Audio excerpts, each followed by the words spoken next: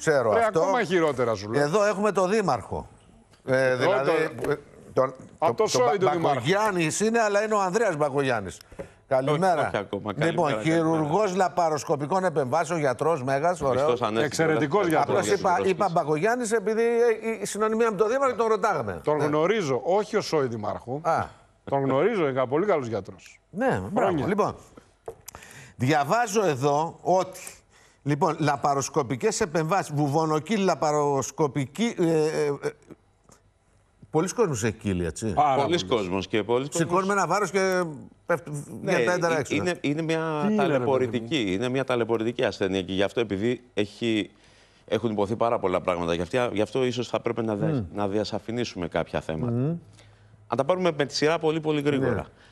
Αν φανταστούμε την κοιλιά μας, να πούμε τι είναι λίγο η κύλη. Αυτό που βλέπουμε εκεί, έτσι. Ναι. Αν φανταστούμε λοιπόν την κοιλιά μας σαν ένα κουτί, το πρόσθετο και το αποτύχωμα είναι το καπάκι του κουτιού. Αυτό αποτελείται από διάφορα στρώματα.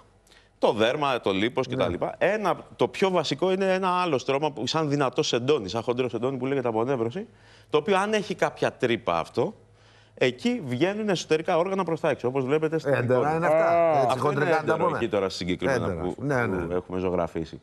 Εκεί λοιπόν αυτό κάπως πρέπει να το φτιάξουμε. Αυτή είναι η κύλη. Ότι βγαίνουν εσωτερικά όργανα προς τα έξω και την καταλαβαίνουμε. Διαμέσου μιας τρύπας που είναι σε αυτό το χοντρό. Σε άντρες και γυναίκες είναι αυτό, έτσι. Σε άντρες και γυναίκες.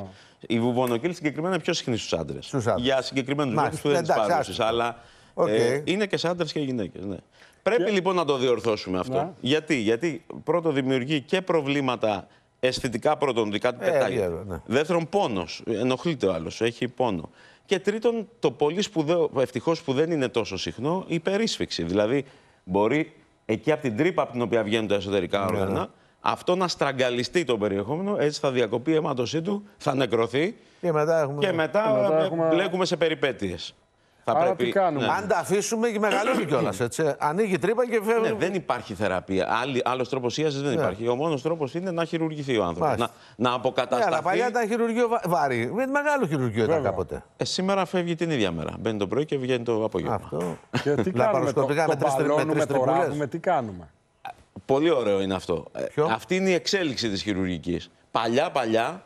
Το ράβαμε. Βρίσκαμε το θέμα, το βάζαμε στη θέση του και ράβαμε τις τρύπες. Αλλά είναι σαν να ράβεις ένα σάπιο παντελόνι. Εκεί που περνάς τις ραφές θα ξανανοίξουν οι τρύπες. Μετά η εξέλιξη ήταν ότι δεν το ράβουμε, τον μπαλώνουμε. Βάζουμε ένα πλέγμα, όπως λέμε. Αυτό είναι το ανοιχτό χειρουργείο. Βάζεις το πλέγμα. Πού το βάζεις? Απ' έξω από την τρύπα. Να δώσω μια αναλογία. Είναι σαν να σου έχει σκάσει το λάστιχο του αυτοκινήτου. Και να το βάλεις τον πάλωμα απ' έξω. Και βάζεις τον πάλωμα απ' έξω. Στη λαπαροσκοπική χειρουργική τώρα πια βάζουμε τον πάλωμα από μέσα. Συν το ότι γλιτώνουμε όλα τη δομή. Γιατί οι τομές στη λαπαροσκοπική χειρουργική μας είναι 3 χιλιοστά, 3 χιλιοστά και 1 εκατοστό. 3 τομές. Αυτές δεν φαίνεται τίποτα. Αλλά αυτό εγώ το θεωρώ το έλασον.